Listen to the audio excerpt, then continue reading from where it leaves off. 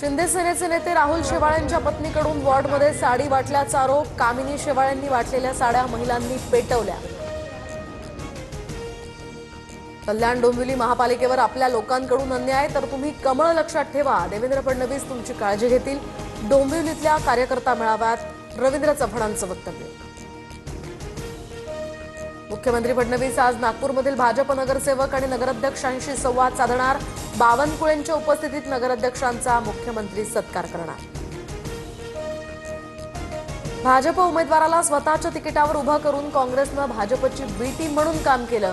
काँग्रेसच्या नेत्यांवर सुद्धा कसा विश्वास ठेवायचा हाही प्रश्नच, रोहित पवारांची टीका। पुढील 2 दिवसात मुंबईच्या जागा वाटपावर शिक्कामोर्तब होणार। तिढा असलेल्या जागांवर फडणवीस शिंदेंच्या बैठकीत चर्चा होणार। सूत्रांची माहिती तर मुंबईत भाजप 150+ जागा लढवण्यावर ठाम। महाराष्ट्र विकासाच्या बाजूने खंबीरपणे उभा, महायुतीच्या सर्व कार्यकर्त्यांना शुभेच्छा। महायुतीला बहुमत मिळाल्यानंतर मोदी शहांकडून जनतेचे आभार।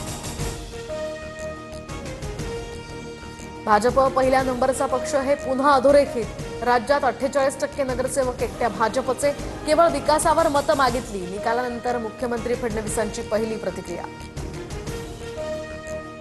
महाविकास आघाडीच्या जागांचा बेरजेपेक्षा शिवसेनेच्या जागा जास्त, पालिकेत सुद्धा असंच यश मिळणार। स्थानिक विजयानंतर उपमुख्यमंत्री शिंदेंचा दावा। मुंबई शहर आणि उपनगरात थंडीचा मुक्काम कायम। रविवारी सांताक्रूजमध्ये 17.4 अंश तर कुलाब्यात 20.8 अंश सेल्सिअस तापमानाची नोंद। वर्षाअखेरपर्यंत थंडीचा मुक्काम कायम राहणार। दिवाळी अधिवेशनात संघर्षाचं कारण ठरलेल्या विकसित भारत जी रामजी या विधेयकावर राष्ट्रपती द्रौपदी मुर्मू यांच्याकडून मंजुरी। रोजगार हमी या योजनेचा नवा कायदा अस्तित्वात असल्यानं मनरेगा योजना इतिहास जमा।